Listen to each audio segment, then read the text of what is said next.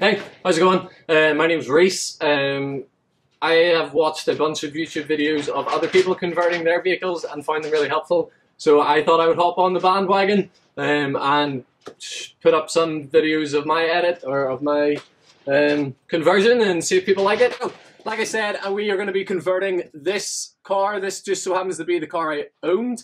So this is what we're going to be converting. It is a 2011 Subaru Outback 6-speed manual transmission, 2.5 litre engine. It's great. I love the Outback. This would be my third build in the vehicle. I originally had the seats in and a double bed put across it, but it was too close to the ceiling, so I decided to swap it, and I was just sleeping in it by myself anyway. So I did a single bed conversion with some storage at the back. But this time I'm getting married to the beautiful Robin, and we are going on our honeymoon as a road trip across Canada. So I decided that it should be a little bit more comfortable when the wife gets in. So taking the seats out, simple just bolt removals here. So it's not permanent, this is all temporary. So the stuff can all get put back in. I didn't want to start screwing into frames and ripping everything off. I still want to be able to use the car after our trip. So simple bolt removal, removed the rear seats and removed the foam here at the back and removed the rear tyre so that we have that space in the tyre well. Okay, so here's the dream. This whole rear half is going to actually be a drawer, and the drawer is going to pull out on the full extension hinges, taking it out the back so that we have a table, we can cook off of it, and we can store stuff in there.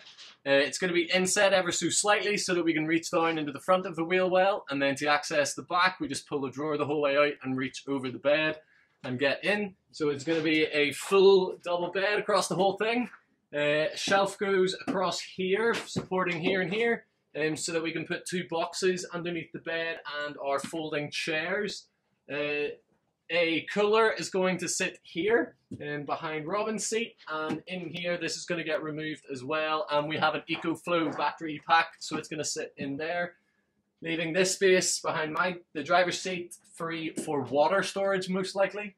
And then the bed is on top, so we're using a wooden bed frame with slats.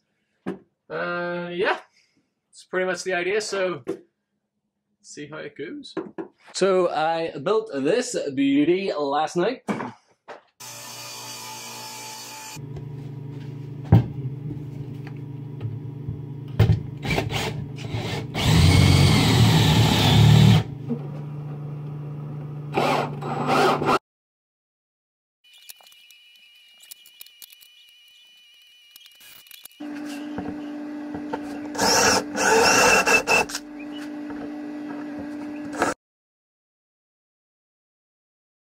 Pop her in there.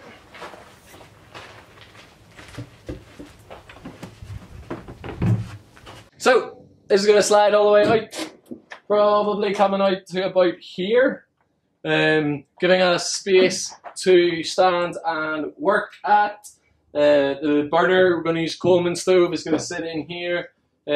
Shelf goes across the top so that we have workspace to cook on. And access any storage and things that we need at the back. This is most likely going to be the entire kitchen, food storage, pots, and if pots fit in there, but pans and utensils and things like that. Most likely everything is going to be in this drawer, and then it's going to double as a table is the hope. Box is 5/8 stick plywood down the center, down the sides, just give us that strength when it's coming out. It is, what did I make it? It is 42 inches long, so it's got a good depth, and it's 5 inches deep to allow for that Coleman stove to sit inside of it. That was the main measurement that this came off of.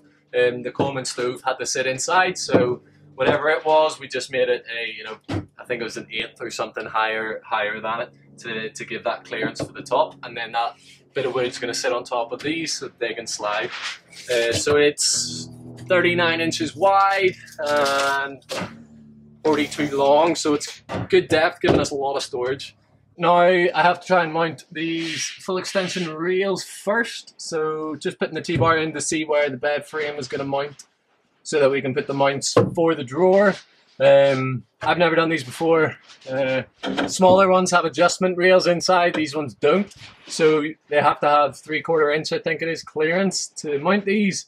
And you're allowed a marginal error of 1/64th, which is absolutely nothing. So these have to be pretty bang on, otherwise it's not going to work. It's probably a good time to say this. I'm just flying through this in the video because I've already sat and thought about this for ages and looked at different materials. I don't know about where you are, but in Canada, wood is stupidly expensive at the moment. Like a sheet of 1/2 inch ply is like over $100, I think.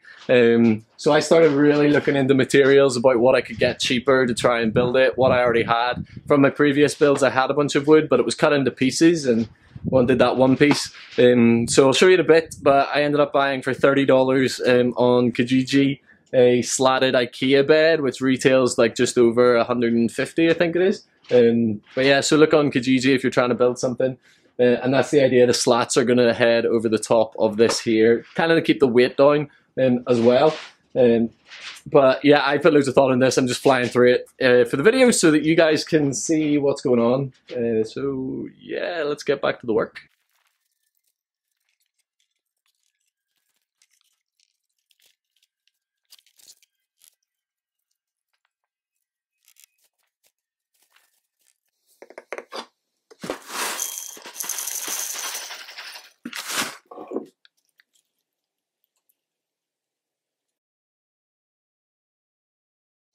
It's thinking time. Oh, that stuff you see me pouring is a whiskey infused maple syrup. That stuff's amazing. Okay, after many hours, I think I have figured it out. I haven't actually attached anything yet. And sorry about the rustle in the background, it's the membrane blowing in the wind. Hopefully it's not too annoying in the audio. So, this is the carnage that we are currently dealing with. Trying to figure out how to balance a box inside of a vehicle with a billion different angles. So we've measured our distances here to make sure that this is square.